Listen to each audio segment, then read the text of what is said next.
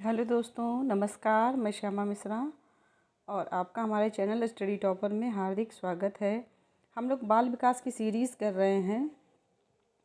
तो अभी तक 2 वीडियो में हम लोगों ने 50 क्वेश्चन किए थे, इम्पॉर्टेंट क्वेश्चन हैं। और आज की जो ये सीरीज़ है वो आपकी 51 से लेकर 100 तक की, यानी 50 क्वेश्चन आज आपको इस वीडियो में हम कराएंगे। और सब एक से एक अच्छे क्वेश्चन हैं जो कि आपकी परीक्षा के दृष्टिगत रखते हुए बहुत ही इम्पॉर्टेंट है। तो आइए शुरू करते हैं अपनी सीरीज़। इसमें देखिए 51 नंबर का क्वेश्चन जो है वो लिखा है, बुनियादी शिक्षण प्रतिमान के प्रतिपादक कौन हैं? ग्लेशियर, डेविस, जायस या विल्ड? तो इसके बुनियादी शिक्षण प्रतिमान के जो प्रतिपादक हैं वो आपके ग्लेशियर महोदय हैं। ठीक है, कौन है? ग्लेशियर महोदय हैं। अच्छा, बुनियादी शिक्षा के में जिसका श्रेय जाता है वो कौन है? तो गांधी जी हैं।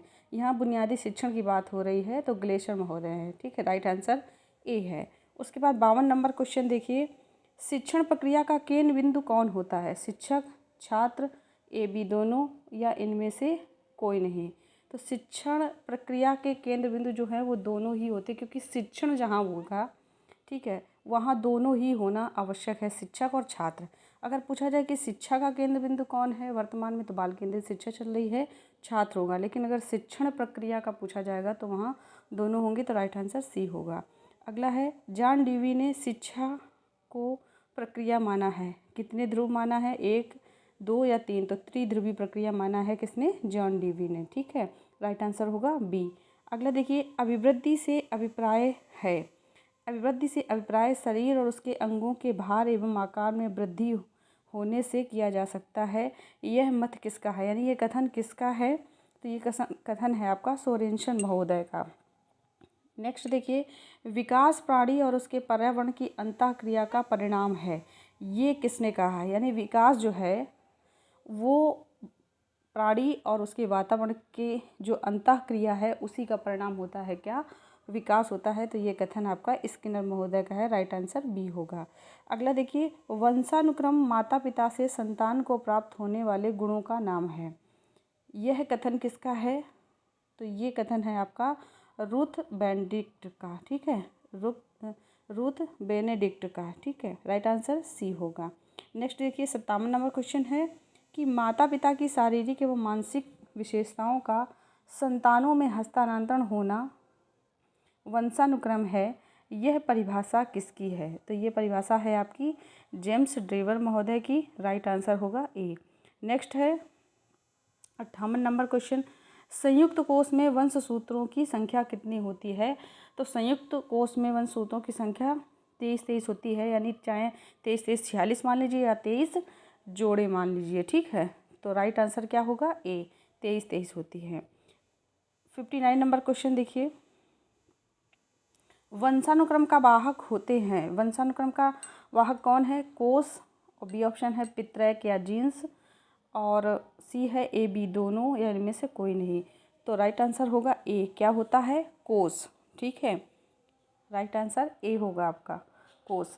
अगला देखिए, 60 नंबर क्वेश्चन है, विकास का सिद्धांत होता है। विकास का सिद्धांत होता है बीजकोष की निरंतरता का सिद्धांत, व्यक्तिगत विभिन्नताओं का सिद्धांत, वंशानुक्रम एवं वातावरण की अंतःक्रिया का सिद्धांत, उपरोक्त सभी। तो इसमें सभी आंसर आपके सही हैं। बीजकोष की निरंतरता का सिद्धांत भी होता है, क्योंकि बीजकोष जो होता है वो एक पीढ़ी से दूसरी पीढ़ी को ट्रांसफ़र होता रहता है, इसी से संतानोत्पत्ति होती है। व्यक्तिगत विभिन्नताओं का सिद्धांत भी है, ठीक है, कि एक माता पिता की एक सी संतानें नहीं होती हैं, और वंशानुक्रम एवं वातावरण की अंतःक्रिया का सिद्धांत, यानी तीनों सिद्धांत आपके सही हैं, राइट आंसर डी होगा। नेक्स्ट देखिए, विकास की अवस्था होती हैं। विकास की कितनी अवस्थाएं होती हैं? तो विकास की अवस्थाएं होती हैं 4। ठीक है, कितनी अवस्थाएं होती हैं? 4 विकास की अवस्थाएं मानी गई हैं। अगला देखिए, शैशवावस्था का काल माना जाता है जन्म से 4 वर्ष, जन्म से 6 वर्ष, जन्म से 7 वर्ष, इनमें से कोई नहीं। तो शैशवावस्था का जो कार्यकाल माना गया है वो आपका जन्म से 6 वर्ष तक का माना गया। हालांकि माना 5 ही वर्ष गया है, 6 से तो बाल्यावस्था शुरू होती है। अगला देखिए, नेक्स्ट है, मनुष्य को जो कुछ बनना होता है वो 4 या 5 वर्ष की आयु में बन जाता है। ये कथन किसका है? तो हम सभी जानते हैं कि कथन फ्रायड महोदय का है, फ्रायड ने ही कहा है। कि मनुष्य को जो भी बनना होता है वो 4-5 वर्ष की आयु में बन गया होता है। यानी जैसे एक कहावत भी कही जाती है कि हो न हर विरवान के होत चीकने पात। यानी जो पौधा शुरू से पेड़ बनने योग्य होता है उसकी चमक ही दूसरी होती है। इसी आधार पर फ्राइड महोदय ने कहा था कि एक बच्चा जो है उसका भविष्य में व्यक्तित्व कैसा होगा ये उसके 5-6 वर्ष की आयु में ही उसमें झलकने लगता है। ठीक है, नेक्स्ट देखिए, जीवन के पहले 2 वर्षों में बालक अपने भावी जीवन का शिलान्यास करता है। यह कथन किसका है? तो ये कथन स्ट्रैंग महोदय का है कि जीवन के पहले 2 वर्षों में, यानी शैशवावस्था जिसको बोलते हैं, पूर्व शैशवावस्था, यानी 0 से या जन्म से 2 वर्ष की जो अवस्था है उसमें बालक जो है वो अपने भावी जीवन का शिलान्यास करता है। यह कथन है स्ट्रैंग महोदय का। नेक्स्ट देखिए, 20वीं शताब्दी को बालक की शताब्दी किसने कहा है? तो ये कहा है क्रो एंड क्रो ने। किसने कहा है? क्रो एंड क्रो ने कहा है 20वीं शताब्दी को बालक की शताब्दी। इसीलिए इस समय कौन शिक्षा चल रही है? बाल केंद्रित शिक्षा चल रही है। नेक्स्ट देखिए 66 नंबर क्वेश्चन, किसने कहा बालक प्रथम 6 वर्षों में बाद के 12 वर्षों से दुगना सीख लेता है। यानी पहले के जन्म से लेकर के और 6 वर्ष तक की जो उसकी आयु होती है उसमें वो जितना सीखता है वो बाद के 12 वर्षों से दुगना सीख लेता है। यानी 12 वर्ष में उसको जितना सीखना चाहिए वो प्रथम 6 वर्षों में ही सीख लेता है। ये कथन गैसल महोदय का है। किसका है? गैसल का है। नेक्स्ट देखिए, सर्वाइवल ऑफ द फिटेस्ट, केवल शक्तिशाली की ही प्रकृति रक्षा करती है।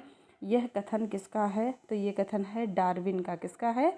डार्विन का। ठीक है, नेक्स्ट क्वेश्चन देखिए, मेंडलवाद के प्रतिपादक मेंडल कहाँ के निवासी थे? तो ये निवासी थे आपके चेकोस्लोवाकिया के। ठीक है, चेकोस्लोवाकिया के थे मेंडल। ठीक है, अगला देखिए, निम्नलिखित में कौन सत्य कथन है? पहला देखिए, एडवर्ड वंश का अध्ययन डॉक्टर विंसिप ने किया था।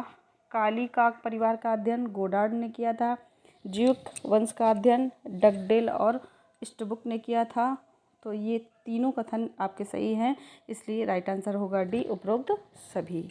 अगला देखिए, वातावरण उन सबको कहते हैं जो किसी वस्तु को चारों ओर से घेरे रहते हैं और हमारे ऊपर प्रभाव डालते हैं। ये परिभाषा किसकी है? तो ये परिभाषा आपकी है पी जिसबर्ट की। किसकी है? पी जिसबर्ट की है। राइट आंसर ए है। अगला देखिए 71 नंबर क्वेश्चन, व्यक्ति का वातावरण उन सभी उत्तेजनाओं का योग है जिसको वह जन्म से मृत्यु तक ग्रहण करता है। यह कथन किसका है? तो ये कथन है आपका बोरिंग, लैंगफील्ड व वेल्ड का। ठीक है, बोरिंग, लैंगफील्ड व वेल्ड का ये डेफिनेशन है। अगला है, मुझे नवजात शिशु दे दो, मैं डॉक्टर, वकील, चोर या जो चाहूँ बना सकता हूँ। यह कथन किसका है? तो वाटसन महोदय ने कहा था कि मुझे एक नवजात शिशु दे दीजिए, आप जो कहेंगे मैं उसको वो बना दूंगा। यानी जो वाटसन महोदय थे वो वंशानुक्रम की अपेक्षा वातावरण को ज़्यादा महत्व देते थे। कहते हैं कि बालक के विकास में वातावरण का ज़्यादा महत्व है। ठीक है, वाटसन महोदय ने कहा है। नेक्स्ट देखिए, जन्म के समय बालक का मस्तिष्क एक कोरी स्लेट के समान है जिस पर कुछ भी लिखा जा सकता है। तो ये कथन है जॉन लॉक का। किसका है? जॉन लॉक का। जबकि इसके विपरीत जो आपके संज्ञानात्मक विकास का सिद्धांत जीन पियाजे महोदय ने दिया, उन्होंने कहा कि बच्चा कोरी स्लेट नहीं है, उसके अंदर स्वयं सभी मानसिक शक्तियाँ विद्यमान रहती हैं और वो स्वयं अपने ज्ञान का निर्माण करता है। उसको कुछ भी उल्टा सीधा नहीं सिखाया जा सकता है। ठीक है, तो कोरी स्लेट किसने कहा है बालक के मस्तिष्क को? तो जॉन लॉक ने कहा है, याद रखना आपको। नेक्स्ट देखिए, बुद्धि के विकास में वंशानुक्रम का प्रभाव 80% और पर्यावरण का प्रभाव 20% होता है। यह निष्कर्ष किसने दिया था? यानी ये निष्कर्ष आपका दिया था न्यूमैन ने। यानी राइट आंसर डी है आपका। न्यूमैन ने क्या कहा कि बुद्धि के विकास में, यानी जब बुद्धि डेवलप होती है तो वंशानुक्रम का प्रभाव 80% होता है। तो ये बात बिल्कुल राइट है कि बुद्धि एक जन्मजात योग्यता है।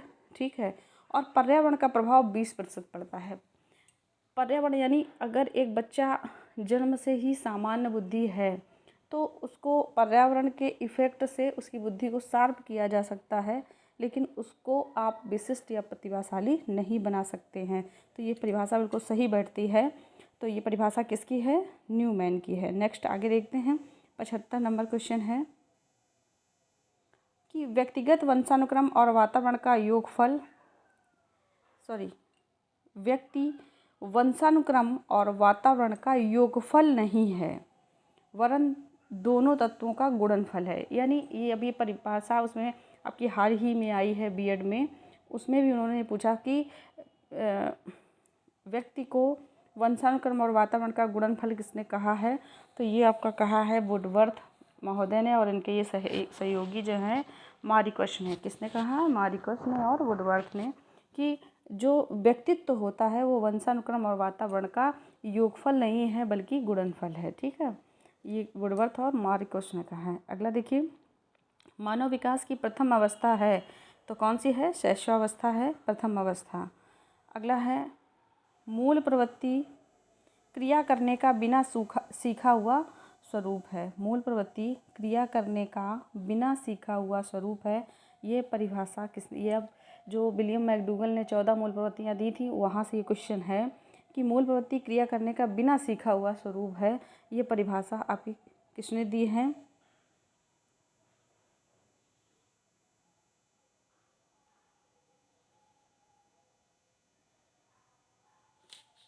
तो ये डेफिनेशन है आपकी वैलेंटाइन महोदय की। किसकी है? वैलेंटाइन महोदय की है। नेक्स्ट देखिए, मूल प्रवृत्ति की विशेषता होती है। मूल प्रवृत्तियों की विशेषता होती है। मूल प्रवृत्तियाँ जन्मजात होती हैं, बिल्कुल सही है। मूल प्रवृत्तियाँ सप्रयोजन होती हैं, यह भी बिल्कुल सही है। मूल प्रवृत्तियों के साथ एक संवेग अवश्य जुड़ा रहता है, ये भी सही है। तो उपरोक्त तो सभी यानी सभी कथन जो है वो बिल्कुल राइट हैं। ठीक है, तो डी ऑप्शन सही है। अगला देखिए, मूल प्रवृत्तियाँ चरित्र का निर्माण करने के लिए कच्ची सामग्री हैं। शिक्षण को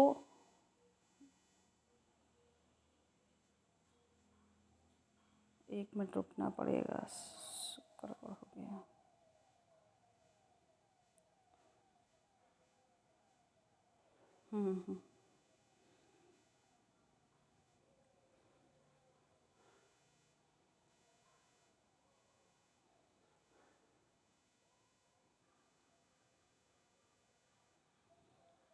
मूल प्रवृत्तियाँ चरित्र निर्माण करने के लिए कच्ची सामग्री है। यहाँ शिक्षण की जगह शिक्षक है। शिक्षक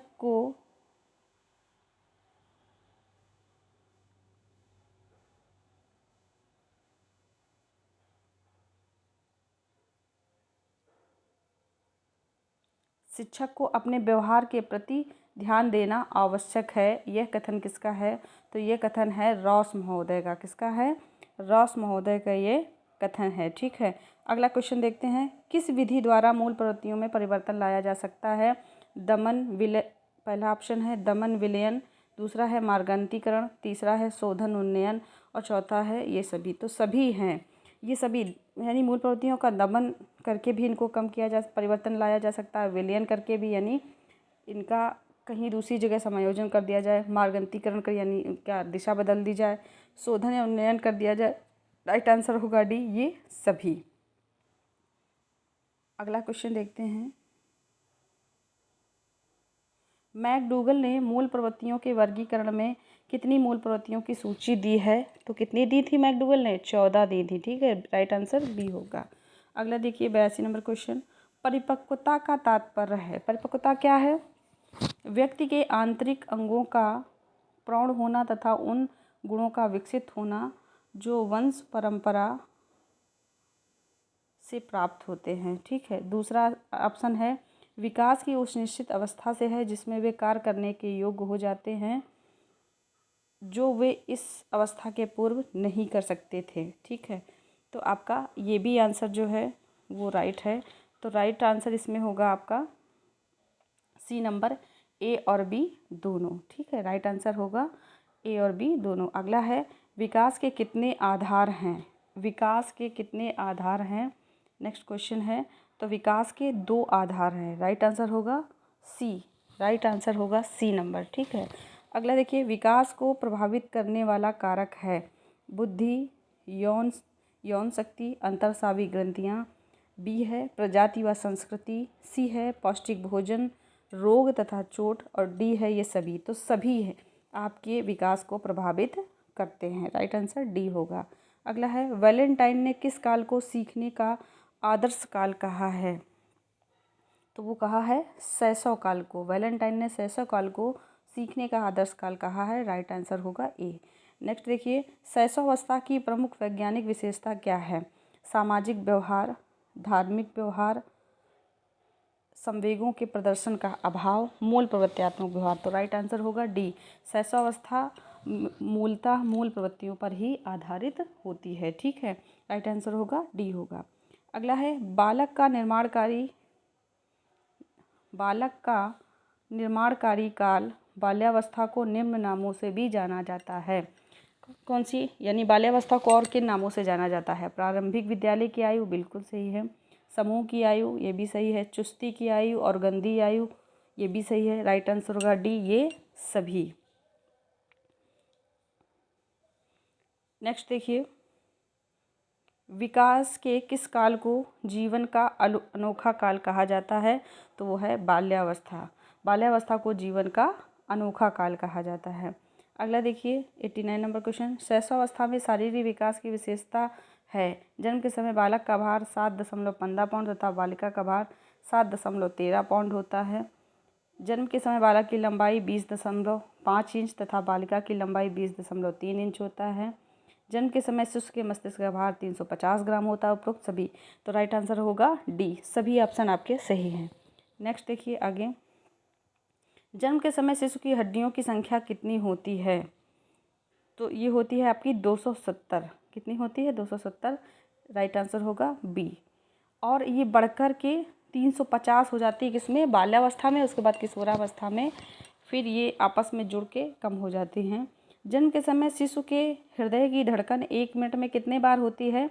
तो वो होती है 140 बार। कितनी होती है? 140 बार। राइट आंसर होगा ए।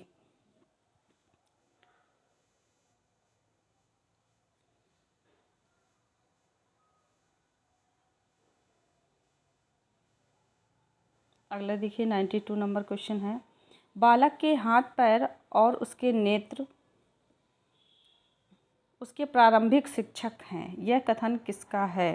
तो ये कथन है रूसो का। रूसो ने कहा है कि बालक के हाथ पैर और उसके नेत्र उसके ही प्रारंभिक शिक्षक होते हैं, क्योंकि जो उसके हाथ पैर या उसकी जो आँखें होती है, जो भी उसकी ज्ञानेंद्रियाँ कामेंद्रियाँ होती हैं, तो ये क्या होती है? हमारी सेंसर होते हैं जिसके आधार पर हम शुरुआत में अपने ज्ञान का निर्माण करते हैं। ये कथन किसका है? रूसो का है।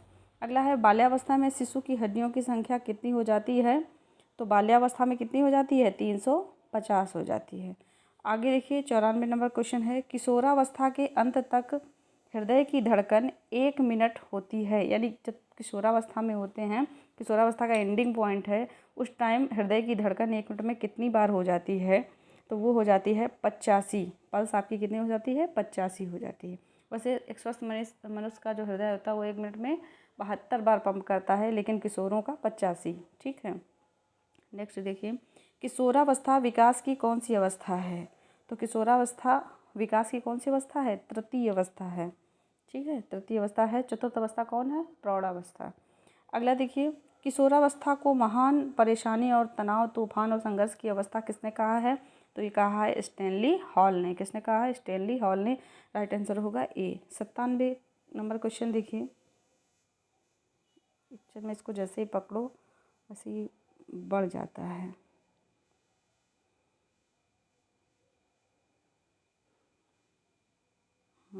ये रहा 97 नंबर क्वेश्चन। एडोलसेंस शब्द लैटिन भाषा के एडोलेशियर शब्द से बना है, जिसका तात्पर्य है अपरिपक्वता की ओर बढ़ना, परिपक्वता की ओर बढ़ना, ए बी दोनों या इनमें से कोई नहीं। ठीक है, तो इसका एडोलसेंस का शब्द क्या अर्थ जो है वो है परिपक्वता की ओर बढ़ना। तो राइट आंसर होगा बी। अगला देखिए, 11 या 12 वर्ष की आयु में बालक की नसों में ज्वार उठना आरंभ हो जाता है, जिसे किशोरावस्था के नाम से पुकारा जाता है। यह कथन किसका है? तो ये कथन है आपका हैडी कमेटी रिपोर्ट, यानी हैडी कमेटी एक बनी थी किशोरावस्था के लेकर के। उन्होंने रिपोर्ट जारी की थी कि क्या कि 11 या 12 वर्ष की आयु में जब बच्चा पहुंचता है तो उसकी नसों में एक ज्वार उठना आरंभ हो जाता है, जिसको नाम दिया गया है किसका, किशोरावस्था को। तो ये किसने कहा था, हैडी कमेटी ने कहा था। तो राइट आंसर डी होगा।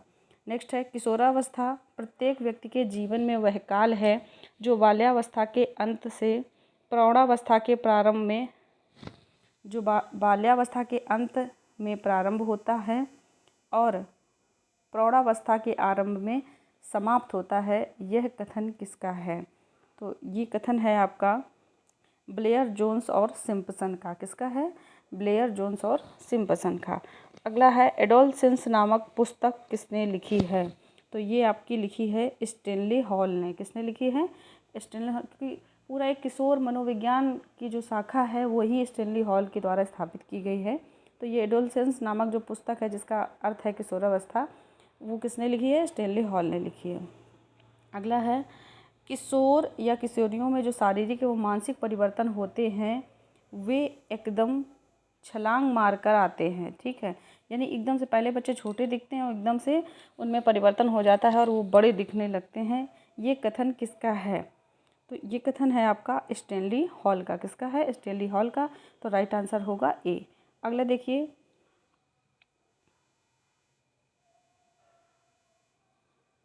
चलिए 100 तो हो गया, बल्कि 100 से एक और आगे हो गया है।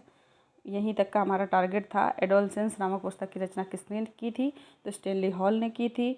और एक क्वेश्चन और भी हो गया आपका, किशोर या किशोरियों में जो शारीरिक व मानसिक परिवर्तन होते हैं वो एकदम छलांग मारकर आते हैं। ये कथन भी किसका है? स्टेनली हॉल का है। ठीक है। अच्छा, एक लास्ट रह गया 102 नंबर क्वेश्चन, वो देख लीजिए। किशोरावस्था की विशेषताओं को सर्वोत्तम रूप से व्यक्त करने वाला एक शब्द है परिवर्तन। परिवर्तन शारीरिक, सामाजिक और मनोवैज्ञानिक होता है। ये कथन किसका है? तो ये है बिंग व हंट का। किसका है? बिंग व हंट का। राइट आंसर होगा सी। तो आप लोग अपनी तैयारी करते रहें। आपकी एग्ज़ाम की डेट जो है वो बहुत जल्दी घोषित होने वाली है, तो बने रहिए हमारे साथ। Thank you for watching.